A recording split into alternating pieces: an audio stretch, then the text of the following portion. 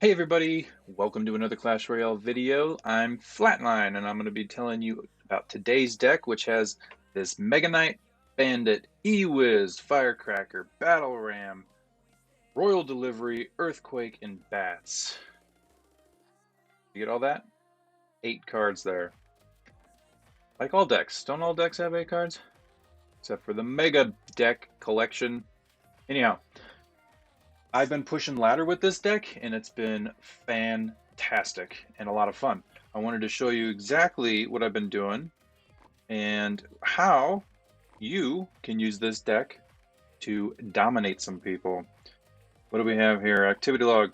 All right, so I've got a log bait deck that I wanted to show you against. I beat that one and I beat Icebow. That was really close. The guy played really well against that Icebow deck. And then a Golem deck. I'll show you these 3 replays and we'll get into the gameplay. And if you have any other specific questions, let me know. I'm going to have the link to the deck down in the description below. Yeah, let's get into it. This deck against the Golem. Golem is everywhere. It's always been a very, very favorite archetype of people. Anyway, so I started off with a bandit at the bridge because I don't like waiting and waiting and waiting for the first play to be made. I like to make it. He responds with mini P.E.K.K.A, so I drop my Mega Knight right on top. I don't want to overcommit, but I saw that he used those 3 cards in succession, and I'm like, oh, it's got to be a Golem deck. When are you gonna show me the Golem? Show me the Golem! There he is. So I throw Battle Ram in there, expecting him to play Golem, and I want to try to burn this tower down as quickly as possible. He went behind the King Tower with the Golem. That's a huge elixir commitment. Me having the Firecracker alive, it's like I'm going in with the Battle Ram. But then I see this E-Dragon, right? So E-Dragon is a cool card in that it splashes its lightning and hits 2 other cards, so a total of 3 cards that are on the field. So I didn't want that to follow up and just eat up my defense, so I dropped my Electro Wizard on top of it, and then I dropped the Royal Delivery on top of that in order to kill it. And then I allow those cards to destroy what's left of that Golem. So here we go. Boom! ewiz is down, or E-Dragon's down. My ewiz dies, and he's got a mini P.E.K.K.A coming, so what do? I rush it with the bandit.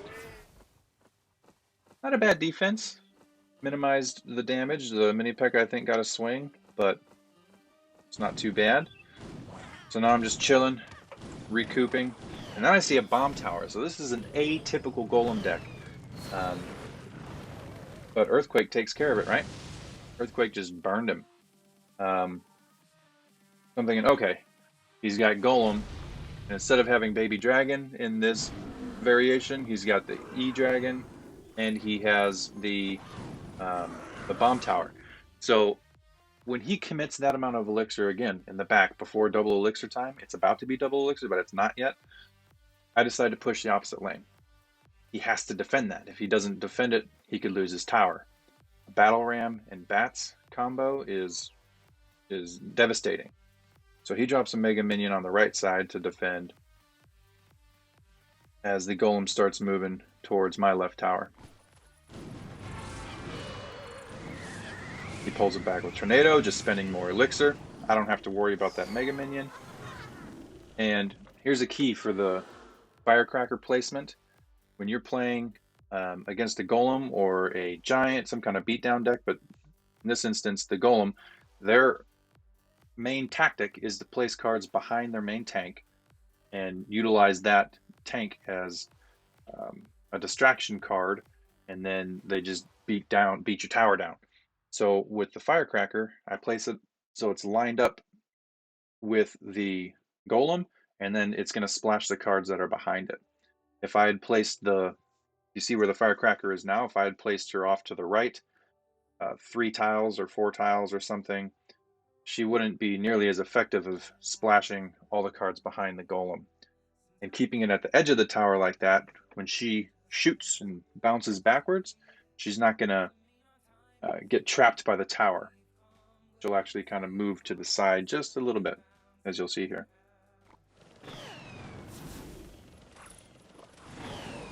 So he does a good job using poison, but you see how my firecracker bounced to the side of the tower there, not getting jammed up by the golem to where the troops behind it could kill it. That's what you want to do. So I draw my ewiz on top and the royal delivery on top of that night witch in order to finish it off and kill those bats. And these troops are gonna finish off this golem too. I knew he was gonna play mini P.E.K.K.A, so I've got my Mega Knight ready. Bats for the Mega Minion. And at this point, he's got to be upset, realizing that he can't get through, stopped his golem push, and in fact, he does just kind of rage quit here. He doesn't drop any more cards. I throw the good game, and that's it. We get the 3 crown. Give him the good game, and we move on. Nice playing against you there, Smoke'em G. And good luck to you. Next, I wanted to show you this Icebow deck. Now this one, the trick for Icebow or 2.9 X-Bow is you got to have that Mega Knight in cycle to absorb the damage of the X-Bow as soon as they drop it down. So it's recognizing the deck when you see it. You see an Ice Wizard in the back, I'm automatically thinking it's going to be Icebow because it's popular right now. A lot of people are playing this deck, and it's a very good deck. I think I did it. Did I do a video on that one yet? I'm gonna do a video on Icebow, I think. Anyhow, so if you recognize it, that what they're playing and what should be in the deck, you know that they're gonna have a knight, they're gonna have tornado, they're gonna have log, they're gonna have fireball or rocket, usually rocket. They're also gonna have Tesla and skeletons for a cycle. Anyway, recognizing that is key. So I'm thinking that it's Icebow to begin with, so I'm like, I'm going to push the other lane so he doesn't have time to drop his X-Bow if it's in cycle on the right side. Earthquake is Tesla. Get that out of here. And he immediately goes for an X-Bow on the left side, which is a smart play because I used my Earthquake already. Now, as you can see, my Mega Knight is dropped down right before the timer's deployed on his X-Bow. He deploys it, I drop the Mega Knight. That's good placement for it too. And because he's dropping his Knight as a tank right there, he thinks he's going to get a lock on the tower because I already used my Earthquake. But you want to drop your Mega Knight there because that's a big elixir commitment as well at 7 elixir, and he dropped 6 for the X-Bow and 3 for his Knight. So he just spent 9 to my 7, and we're ignoring the Ice Wizard on the right. Let's keep it going here. There's his Knight. Now here, also, whatever they place, if you can just be a little patient and see what they place. If it's 2.9 X-Bow and they dropped an Ice Golem for a tank, in this instance it's a Knight going for tanking for that X-Bow. The Firecracker does a fantastic job.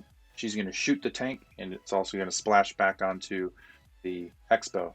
So I lined it up.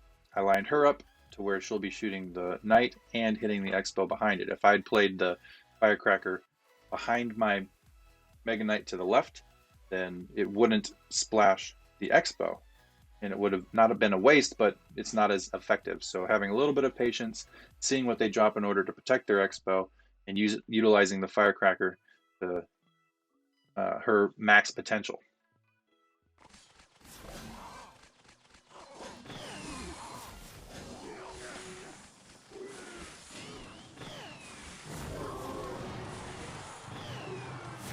So look at that. Because of that, we were able to burn down that Icebow, and the Mega Knight stayed alive long enough to get one jump onto the Ice Wizard and take him out. So now I try to push, and this was a little aggressive of me, and it was a little bit late. I wanted to get the bandit in front of the firecracker here, but instead she gets targeted and only gets one shot on the tower. He activates the king tower, which is good for him. But look at the elixir difference here. I have a 4 elixir card down, and I am still at almost 5 elixir. He has no cards down and is just over 3 elixir. So we did a real good job on that defense, and we are up in elixir. I knew it at the time, so I decided to spam the bridge with the battle ram. I dropped the bats there, predicting the Tesla. Also throwing Earthquake up there, but he's expecting me to use Earthquake on the Icebow now that I know that it's in play. But I'm just trying to get damage on the left tower and take out the Tesla at the same time. Now it's wait. A common tactic would be to switch lanes here. He might drop the Icebow over on the right side tower because I have damage on his left side tower, and you just got to be ready to position your Mega Knight on either side depending on where he plays the Icebow.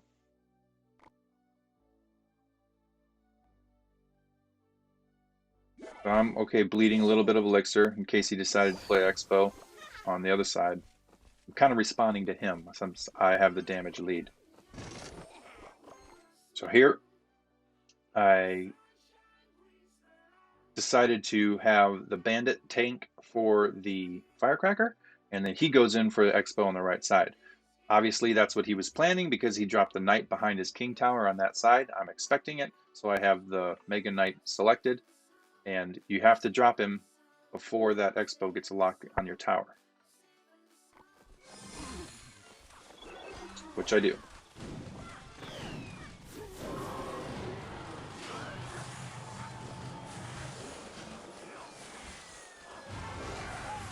Should have waited just a second before dropping that royal delivery, but because I didn't, it died sooner than it should have. Now he decides to push the other side, thinking I'm down in elixir and unable to defend. However, I don't have enough elixir for my Mega Knight yet, and I needed to get one more card, so I dropped the battle ram next to my princess tower, and I think I go to bandit as well. Nope, I get enough time. I get enough elixir to get back to the Mega Knight. So there we go, just kind of repeat. This time I use Earthquake on both the towers after the royal delivery, and now I just chill. He drops another Icebow Tesla combo. Yeah, this is the bandit and battle ram defense. It's alright, I'm just using them kind of like a meat shield, letting them die so I can get back to my Mega Knight. And I'll just use an Earthquake on that side of the tower. Back to bandit, back to battle ram.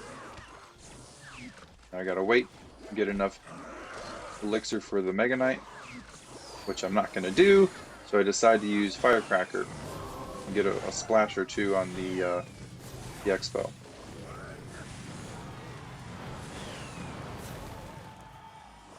This guy's playing really well, switching sides and trying to keep me at an elixir disadvantage.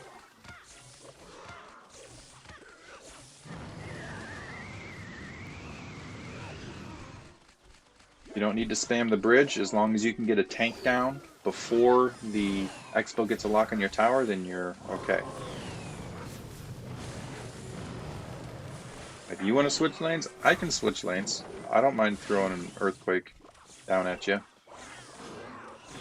I'm trying to go on the offensive and pressure his left side tower. Watch this. Firecracker's so OP.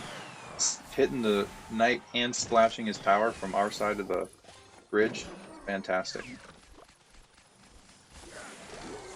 Mega Knight down, Royal Delivery down. My Mega Knight is splashing onto the Icebow right now. And I'm like, alright, go left lane, go. That's the first time I played ewiz in this match.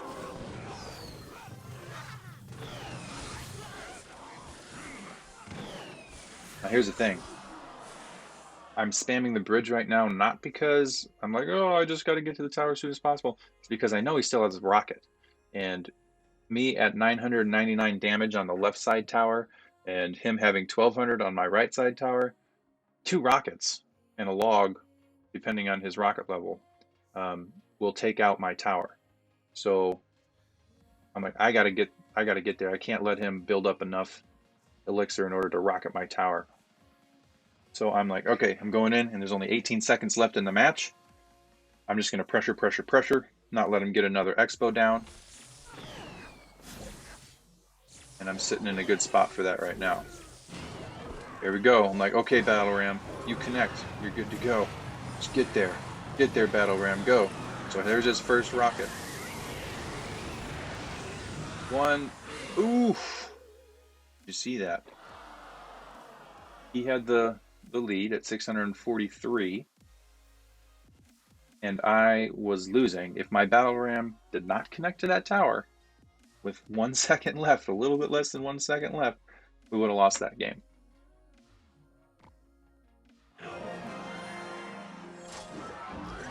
So that guy played really well, but that's how you got to play it. If he changes towers, you can change towers too. Know when to apply pressure, and utilize the cards to your advantage. Let's do one more, and that is the spell bait. It's a different version of spell bait here, but it is spell bait nonetheless.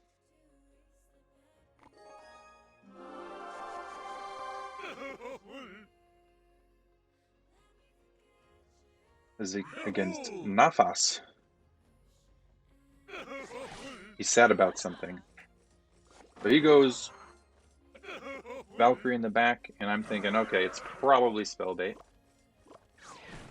Then I see a musketeer, and I'm like, what is this? Arrows. I'm like, okay, this is weird.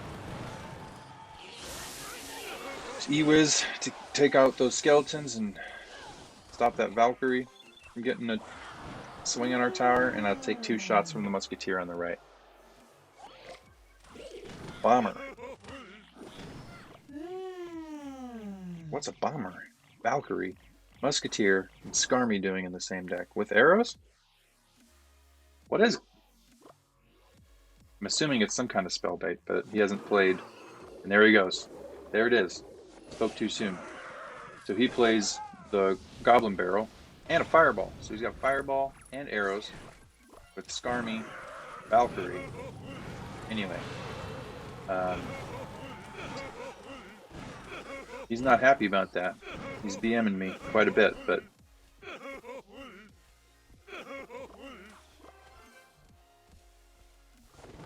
against a spellbait deck, you got to know when they have that Goblin Barrel in cycle, and you got to have a response to that Goblin Barrel. And for us, that response is Royal Delivery. It's got a 3-second deploy time, so you got to have that timing. As soon as you see the Goblin Barrel leaving, if you hear the woo, right? If you see that Goblin Barrel leaving its side of the map, you got to drop and predict where they're going to drop that Goblin Barrel. It has a fairly good range, so you can drop it right on the tower and not really worry about missing it, unless they do a sneaky barrel and they throw it way in the back corner. Then you'll miss, but at that point your Royal Delivery will be able to defend them anyway. So anyhow, here we go. Put a Battle Ram in front of my Firecracker. He wastes some arrows. And I decide I'm just going to be doing the same type of deal. I'm going to use Earthquake, Battle Ram, to burn down his tower.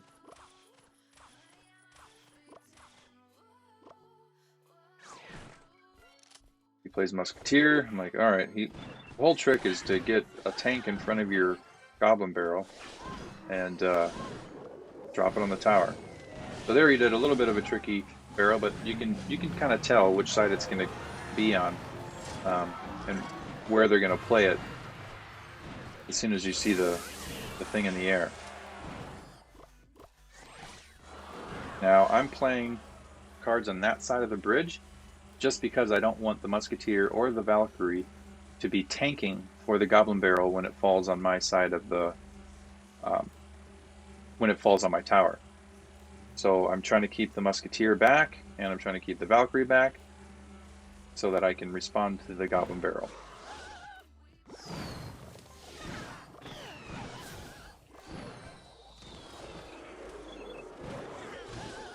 I'm a little bit late here getting to the Royal delivery, but he's a little bit late showing up to the party because he's tired, he's yawning a lot, but that's how you defend against the Spellbait deck.